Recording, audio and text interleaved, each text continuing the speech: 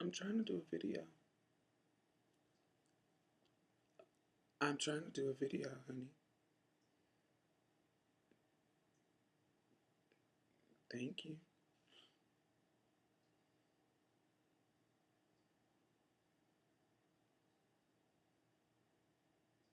Can I do the video?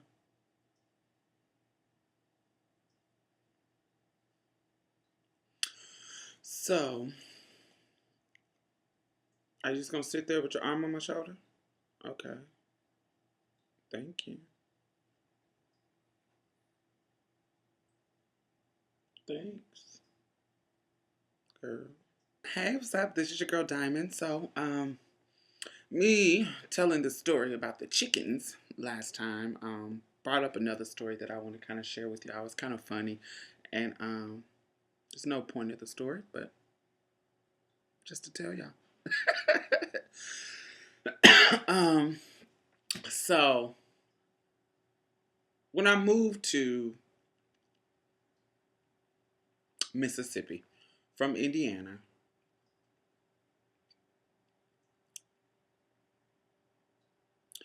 there was a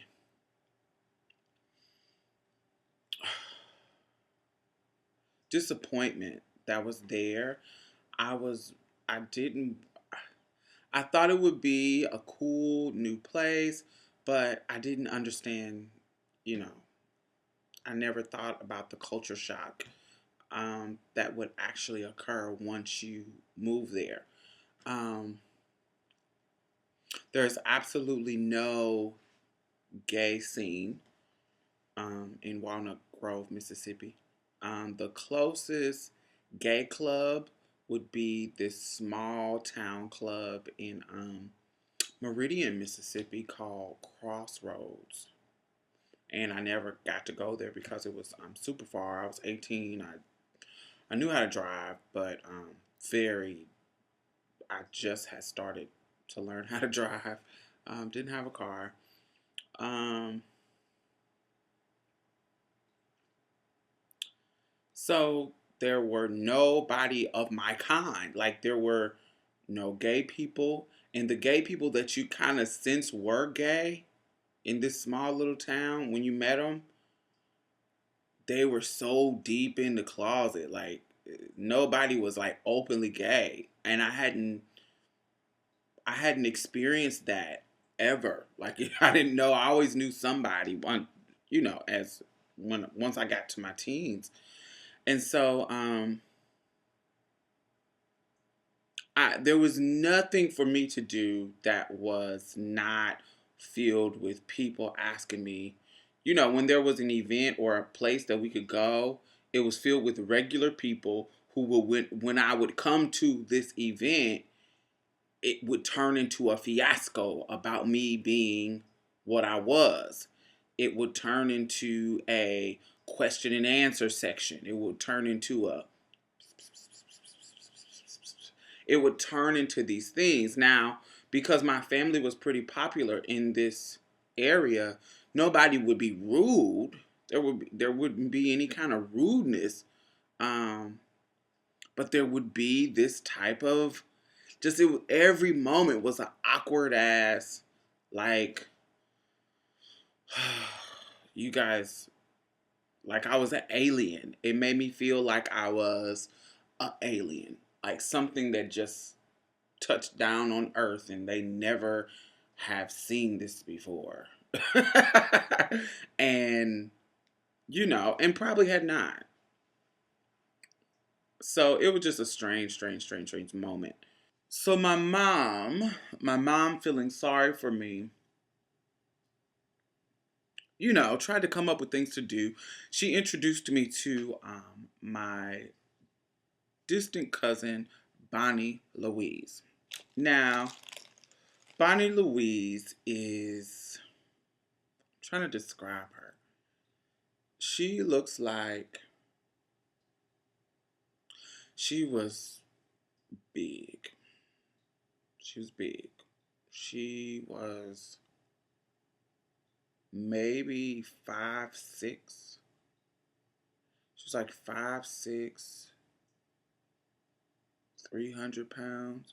Is 300 too exaggeration? 270. Um, she definitely was big, like unhealthily big. She's a country girl, but she was the one that was progressive. Like she was the one that wore the. And when I say progressive, I don't mean like progressive. I mean progressive for this country ass town where all the other girls, they didn't wear weave, they wore their regular hair.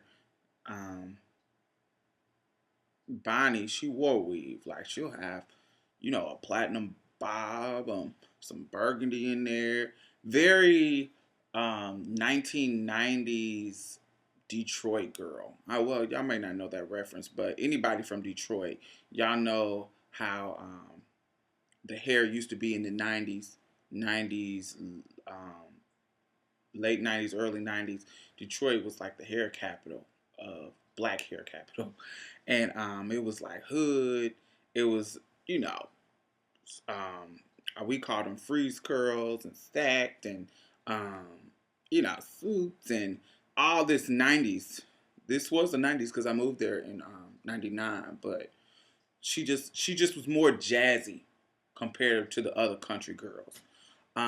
Definitely more progressive.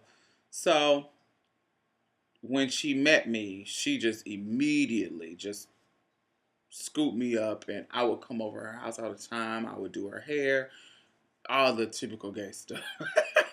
If you saw me coming around the corner, more than likely you saw Bonnie coming around the corner. If you saw Bonnie, you saw me. That's just how we became close, and because she never put me in one of those awkward alien moments. I really enjoyed being around her. It was just somebody, she just immediately accepted me as a woman. She never asked me any kind of weird ass questions. Um, it never, everything was just natural, and she just, she just seemed like one of my girlfriends. Just cool as hell. So I would spend most of my time when I would go home, I would wake up and go to Bonnie's house. I only went home to sleep. And when me and Bonnie got real cool, I rarely went home because I would sleep there. It was, this is my oasis. This was like an oasis of out of this country ass town, somebody who was fun and exciting and not country and boring. And I want, she just was the closest piece of back home or the city or that type of feel that I had in this country bumpkin ass town. So it just was like, oh my God, I love Bonnie. Bonnie was my bitch. Because I was spending more time at Bonnie's house, I got to really see how she was. She was a great mom. She cooked. She got her kids up for work. Not for work. Got her kids up for school. Um, Refrigerator always full with food. House always clean. She's when she gets up in the morning, she's up just like a country girl. Up, and she got a broom and she's cleaning and she's putting a load of laundry and all that stereotypical mama stuff. She does. She got Peggy Scott playing. Um, she's doing everything she needs to do, preparing her meals, washing their clothes, all the stuff that you can think of mom. She does all of that. But once all of that is done, she turns into homegirl. She doesn't drink, she doesn't smoke, but she is just like you would think that she does all of that because she just is so laid back and cool. She goes into her kind of sister mode. And Bonnie was a hoe. There's no nice way to put it. Bonnie was a hoe. That's how she was. She was a freak. I've seen, me being in her life like that. I was able to see her sleep with three dudes in a day. I was able to see her, do that type of stuff all the time. So it's no other way to put it. She was a hoe. So, but she was cool. That was my girl. Do what you want. And at the time, for me, I was 18. I hadn't had sex but twice. And we're talking about penetration. PP in me. I had sex on my 16th birthday. And right around the time, right before I moved to Mississippi, I had sex again. And that I just wasn't sexually active. I didn't start having consistent sex until I was probably like 23. So at this time, I hadn't had sex. I really wasn't, the sexual stuff wasn't really comfortable because my body wasn't where it was supposed to be, where I wanted it to be. Everything, I had hormone titties, but I wasn't thick. I wasn't, my body, I wasn't secure about my look naked. I just was not comfortable with my body enough to even open up to someone to have sex with yet. Um, so I really I wasn't ready for that. So it would almost, if you were on the outside looking in, it would almost seem like I was the prudish one out of our little group because it would be me, Bonnie, and Laura Lee. But you can't be a transsexual and be prude. Now, that sounds weird because it's like that doesn't come along with our social imaging. Our images, we hoes and we freaks and escorts and all that kind of stuff. So when people know what you are, they immediately put that on you. So when you say that, I'm not really comfortable having sex, it's almost like, you're right, girl. Because they're projecting their ideas of you. Not understanding that just like any other human, we go through the process of being comfortable with our bodies and comfortable with sex and learning about sex too. So because Bonnie was a hoe and the other girl was a hoe and I was with them and I was a transsexual, it was just assumed that I was a hoe too. Because why you are a tranny, you got to be the hoe. So anyway, so Bonnie would have these dudes over and I would be there. And it would be like, wow, you really are a freak. I remember these dudes was drive from Kosciuszko. Now, they were my age. Now, Bonnie is 29, 30, that age. She was going into her 30s when we met. So these dudes from Kosciuszko, Mississippi is where Oprah is originally from. These dudes from Kosciuszko, one was named Wayne and one was named Cookie and one was named Dale. Now let me describe them. Wayne, he was cute, but he was fat. He had a really cute face, really pretty lips, brown, chocolate brown skin, but he was like 6'4" and fat. Dale looked like Michael Ealy, minus the blue eyes. Take Michael Ealy and put like hazel, greeny, pretty brown eyes on him. Still fine as hell, but light-skinned, pretty boy, fine. Cookie looked like he was dark. He was dark and he looked at like Mekhi Phifer. That look. So they would come from Kosciuszko and they would come down and we would like party, and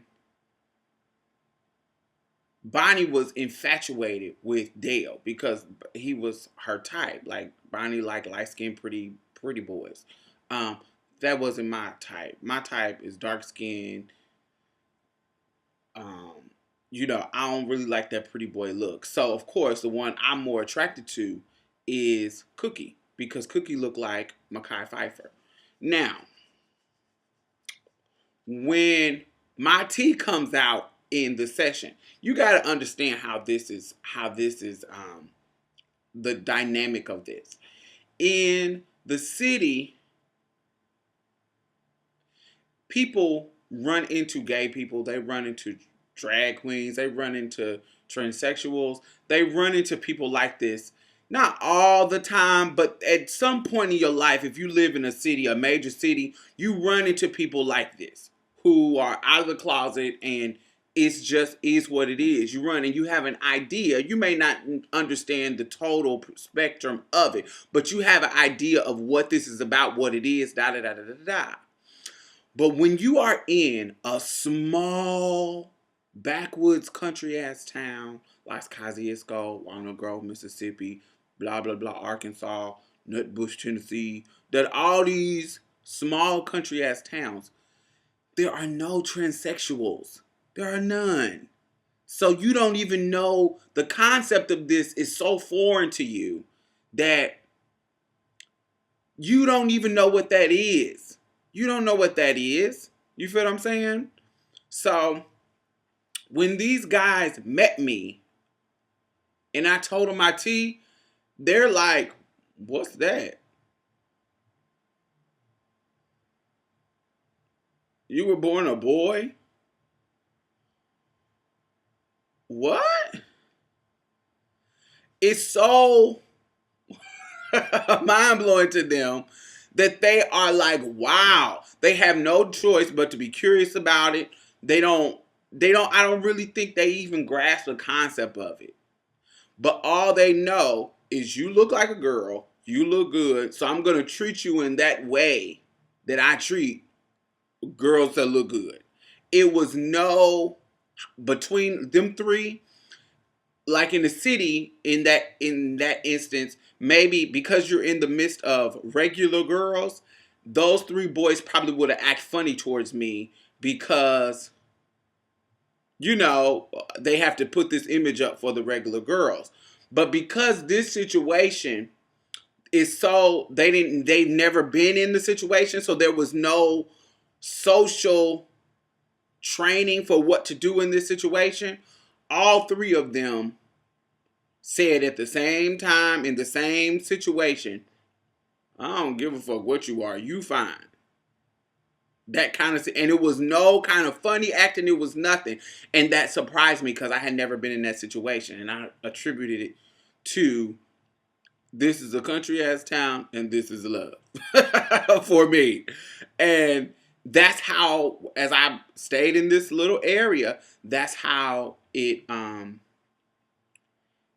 always was. Like, they always were like, I don't care what you are, you fine. And it was so the consensus that the dudes treated me kind of decent. Like, it just started to be wonderful. So, Bonnie ended up, that one of the nights that they came there, Bonnie ended up fucking all three of them. And she's in the room while she was fucking one. The other two would be in the living room with me, and we would be talking and clowning and having fun. And of course, they're trying to get me to do stuff too, but at the time, it was like, everything was weird. Now, if I was a little older, I would have got buck wild with Bonnie. Because, you know, that let's wear it out. Let's get it popping. But at this time, like I said, I was so uncomfortable and insecure about my body and about, you know, just me in general. I wasn't ready to do that. So it was just a weird time. But eventually they started coming over more often, and I got more and more free and more open. So I ended up wearing it out like Bonnie. Not fucking them, because I still wasn't comfortable with that. Because let me talk about this subject. I know this is getting long, but let me talk about this subject. Anal sex is painful. I don't care what nobody try to tell you, what nobody try to wear you out and tell you to do, when you first start, it is painful. And it is an acquired taste. You have to learn how to have anal sex to make it enjoyable. It's just not immediately, oh, stick it in me and it's just a wonderful orgasm. No, honey. This is something that you have to learn how to do, learn your technique for your own particular body, learn how to do it in a way to make it pleasurable. Okay? And then it eventually is just pleasurable because you've learned and you've acquired the taste for it and it stopped being painful. You learn how to to have it. But initially when you don't know and you just think it's just a boom, stick in and it's ooh, wear it out, that type of deal. No. Mm-mm. It's something you learned. It's an acquired taste. Anyway, so Bonnie would do that. Bonnie would have just trade. She just would have men just back to back to back to back to back. And it just was so interesting to see their interaction with me and interaction with asking me just questions. This was their chance. Like if they had heard about me in the town and they had messed around with Bonnie and they were in there, this was their chance to, because Bonnie with me, it almost was like a guinea pig test. Like she wanted to see what dudes would deal with me. So the whole time that she would try to convince them to do it. Like, ooh, let's meet you and Diamond have a threesome. Let's do this. And some of them would be down immediately. Some of them would be like, they wouldn't know if she was playing, if she was, it was just really weird. So Bonnie opened up a lot of doors for me into the arena of the guys in the town just accepting me and me being cool. So she started taking me out to the clubs. The clubs were, oh my God, like totally different. The music is totally different. It's a lot of blues music, like a bunch of blues. Like I had heard blues, but being a part of a blues culture, I had never been in. So, going to a club and people are jamming to blues and they're young people. Like back where I'm from, only old people listen to blues. So it just was a culture shock. So I was like, what type of music is this? This is not upbeat and, make you want to get crunk, that I'm expecting from a club. This is old school, laid back, blue light basement ass shit that, girl, what? This is, this don't make me want to get crunk. This is kind of borderline depressing. But they were playing it and they would play a song and they would get crunk off these little blues songs. So there would be there was this one song, I had my best time, y'all. In the hole in the wall. This was real popular at that time. And that song used to be bumping. I used to live for it. It's certain songs that I used to live for. Peggy Scott Adams, Johnny Taylor. Johnny Taylor had just passed. I think he had just passed, or something around there was about to pass, or something. So slow roll it.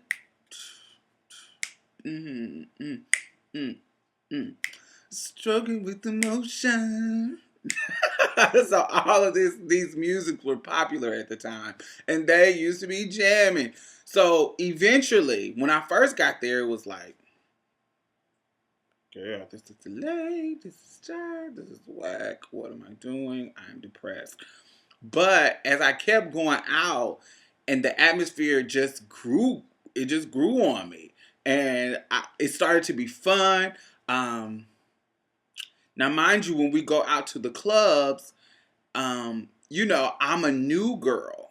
Back then, I was young and, my body was, I was slim, didn't have no stomach. I was, I could have my belly out and, I just was young and ready. So, it just was a great atmosphere for my ego. It just was fun. And that's what it was. So, get to the story. I get to me and Bonnie Louise go out this one particular time, and this is either our third time. It might be our second, or our third time, but this was our first time at this particular club. But Bonnie is a regular at this club, but this is our first time going with each other. Her taking me. Now, Bonnie Louise is the stereotypical fag hag, bio girl, however you want to. It's a stereotype that gays can relate to, and trans people. When you meet them, they're so open and loving and unjudgmental of you that you kind of draw into them, but that's a snake. They're a snake. I want you to get it. And this is my cousin, and she passed away a couple of years ago, so rest in peace. But they will be loving and all that until you get into competition mode with them.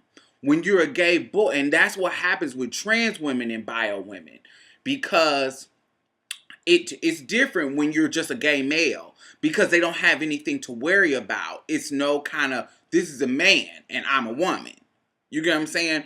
But when it's a trans woman, the lines get blurred. Even if they think, oh, still, this is a man and this is a woman. When it comes to a man who doesn't know what you are, I know he doesn't know what you are. So therefore, you're putting yourself in the same category as me. I'm a woman and you're a woman in his eyes. So therefore, I have to do something, say something to establish the difference, because I'm jaded or I'm whatever. And this happens not with I would personally say it doesn't happen with everybody, because I've heard experiences, but in my life it always happens. I have never met by a woman that I've been in a setting with men that didn't have that snake come out of them. I haven't met it. I haven't met one. And people always ask me why, like, you don't have relationships with bio women, like close relationships, because every single time that I have had a close relationship with a biological female, that snake in them, no matter how loving and accepting and open they were initially, when there is a situation between me, them, and men, whether it be their husbands, whether it be their whatever, when a situation comes along, that snake comes out. Anyway, so Bonnie Louise, that snake came out. So we had been hanging out, we had been having fun, we had been blah, blah, blah, blah, blah. We go to this club. Now, she never had taken me to this club, and now I know why. But she had never taken me to this club because this is actually the most popular club in the area, and it's called Booties, for 25 and over. Now, she's 29. The other club is called the Junkyard, which is for the teeny bopper, not teens, but 18 to 25, that area. And she never took me there, even though I was 18, because that wasn't her crowd. And I didn't have, and plus they real rowdy up there. And so from what I learned later on, it just wasn't, I wouldn't have been scared to go there. And I ended up going years later, but it was, nobody wanted to take me there secretly because they thought that it would have been dangerous for me. I didn't know that. They never said it, but I learned it later. Anyway, so this club, Booties, is for 25 and older. And so she never, and it's real popular. So we go there. And when we walk in, and this is, I swear, this is not, I'm not trying to be, as humbly as I can say it. I'm not trying to be arrogant. But when I walked in, you would have thought that Lisa Ray walked into the yard of a prison with no guards around. That's what you would have thought based on how the guys reacted to me. And I had never been in that situation because you got to understand, when I was in Indiana, I wasn't as advanced as a girl. I wasn't,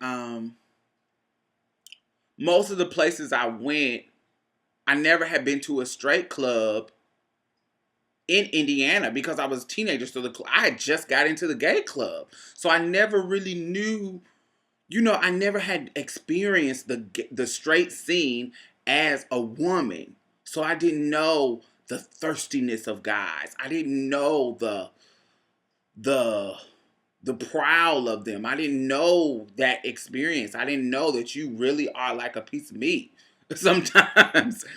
And it does something to you. It does something. And a woman, I don't think a regular woman can appreciate that because it's like it. Like it's something that you're raised to prepare for and to know. So for and it doesn't validate their womanhood. Me, as a trans woman, when I walk into this setting, it validates you. When regardless of how you want to say it doesn't.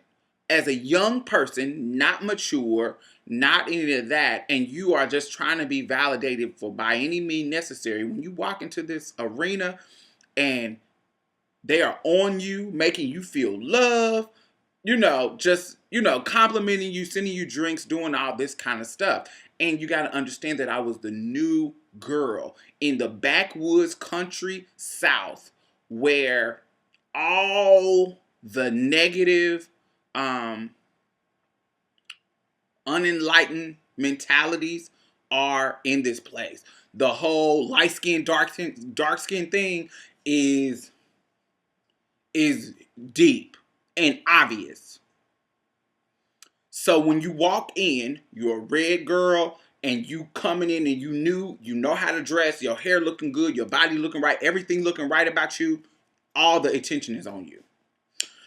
So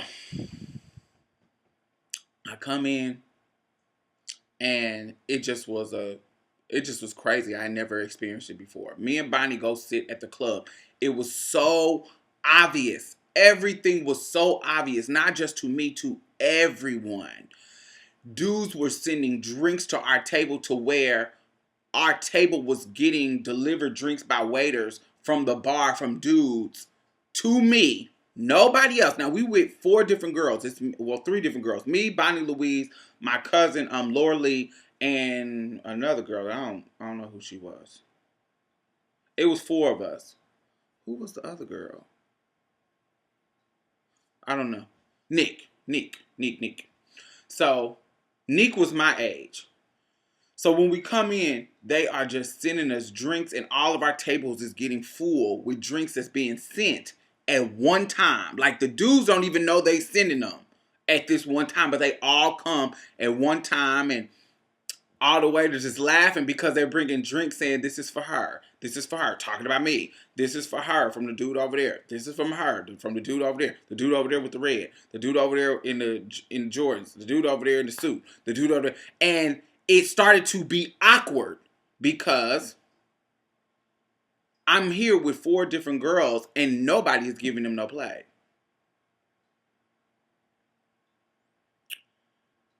I'm walking through the club, I go to the bathroom, I get on the dance floor. I see a tranny. I clock her from a miles away because she is, this is a backwoods tranny, so they don't have the advancements of hormones and all this kind of stuff. But just the fact that I saw a tranny was like, oh, hallelujah, my sister. Oh, I have a sister in this town. I have to get her number. I have to connect with her in some kind of way. Do you know that because of the atmosphere of me getting my life so much, that when I spoke to her, She said,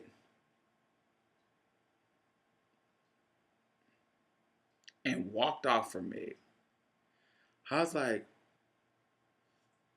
oh, okay. So that threw me off.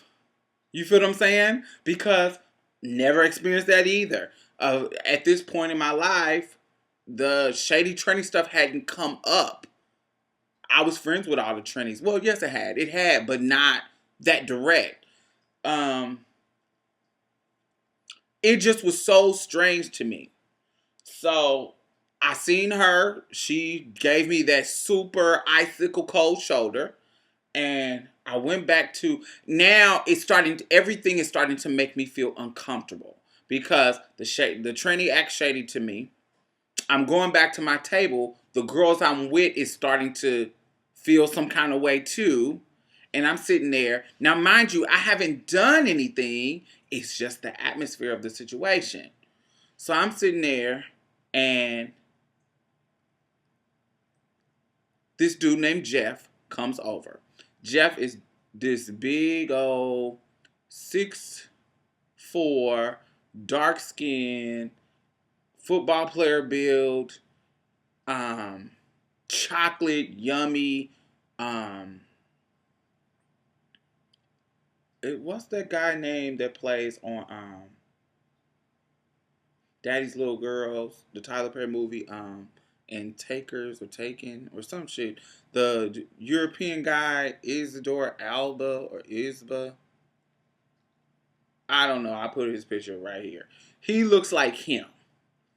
It says he's like 6'4", just gorgeous, country, full bred, cornbread fed, never been out of Carthage, Mississippi, just country. He comes over to the table and he sits down next to me and he was like, "What's up? Where you from?" Now, he knows everybody at the table except for me. And Bonnie says, "Oh, this is my cousin Diamond." And he was like, "Oh, okay." He was like, "Damn."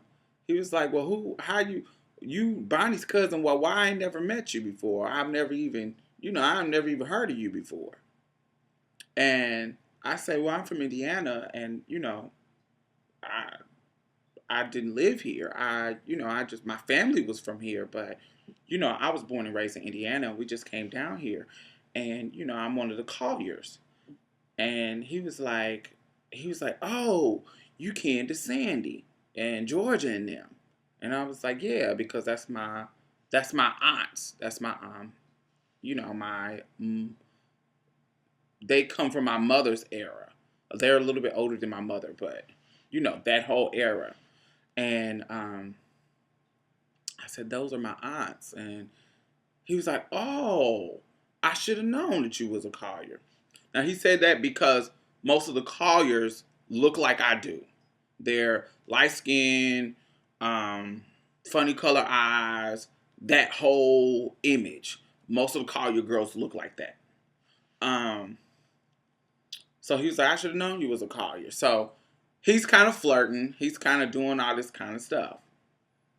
He gets up to go to the bar. When he goes to the bar, I go back to the bathroom.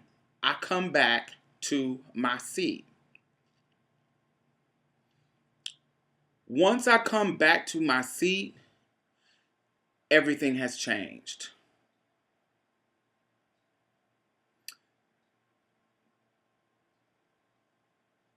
People are acting funny now. I'm here, I'm seeing looks from afar. I'm seeing all of this kind of stuff go on that lets me know that I have been clocked. Now, but I have, in my mind, I was like, well, it couldn't be I've got clocked by my own look, in the sense, not because I'm that arrogant to think that I'm unclockable like that.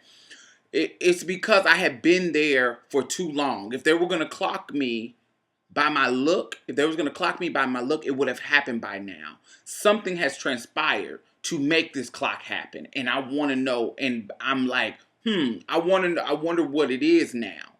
Because now everybody is acting weird. I don't know if the tranny has told my tea. I don't know if my cousin has told my tea. I don't know what has happened, but my tea has been spilled because now everybody is acting weird and standoffish once I come out the bathroom. So before, remember, they were trying to stop me from going to the bathroom, trying to, they were grabbing me and telling me, come on, let's go to the dance floor. No, I'm cool, I don't dance. Da, da, da, da. They're just doing all this aggressive stuff, sending me drinks like I told y'all. But they're not, something has changed. And the girls at the table has changed. First, they were sulking and being weird acting. Now, this is my jam. They are happy and getting their life. And I'm like, okay, cute. They back to normal. But I realized something has transpired. Now, the one that I thought was good looking, which was Jeff, that's the one I'm really paying attention to. The rest of them, they just niggas who is interested. That's nothing. But the one I like, that's my type, is Jeff. So of course I'm paying attention to him more. So he's looking at me in a way like,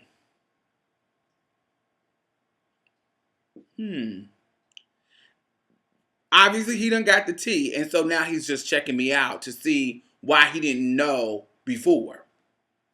So all the girls get on the dance floor. We do Chinese checkers. This little line dance that was real popular back then. And we come back to the table. When we come back to the table, Jeff, Laura Lee when we come back to the table, Laura Lee goes to the bathroom. Laura Lee and Nick and me and Bonnie Louise are seated at the table. Jeff comes and sits right next to me. Same place he was before, except I'm further into the booth. Like it's like a booth table. And I'm further into the booth towards the wall, and he sits right next to me. And he turns to me and look at me in my face. And he was like, so I just heard some stuff about you. And I was like, okay, and what do you hear? And he was like, well, I heard that, you kind of more like me than than the girls at this table. And I was like, what? Who told you that? And he looked over at Bonnie. When he looked over at Bonnie, Bonnie looked away. Snake. So Bonnie, when she looks away, she gets up too. She gets up and go somewhere else. I was like, well, what exactly did she tell you? And she was like, well, she told me that, that she told me your real name, and she told me that, that you were born a boy. And I was like, is that what she told you? Why would she tell you that? And he was like, I don't know, she just came over there and told me. All right. He was like, so is it true? I was like, sweetie, if that's what you want to believe, then, obviously, go ahead and believe it. If that's what you want to believe. He was like, I can't. He was like, it's hard for me to believe that. And I was like, back then I never would say yeah. Because now that I know that everybody knows, now the situation has come uncomfortable. These niggas been paying their money to get drinks, and you just know, you never know. And none of my people, like my mama or my aunts and shit, is here. My people who I know 100% have my back. They weren't here. So this situation can get real ugly quickly, actually. So I never was going to say, yeah, that's what I am. Even though I hadn't done anything to anybody, So all of a sudden, he's still sitting there. All of a sudden, he says, well, I know how you can prove it to me. And I was like, what? And he was like, let me see it. See what? He says, what? See what? And he was like, don't move. Now he's right next to me. He was like, don't move. He took his hand, reached it, under the table, reached it under my skirt, totally grabbed my piece, and untucks my piece.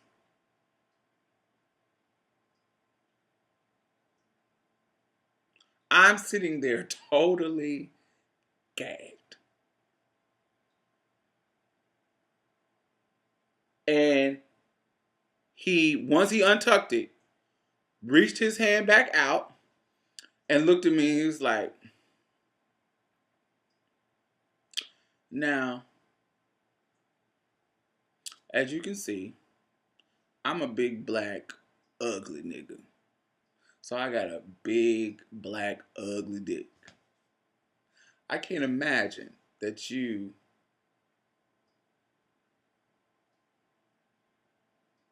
have an ugly dick. He's like, I bet your dick is red and pretty like you.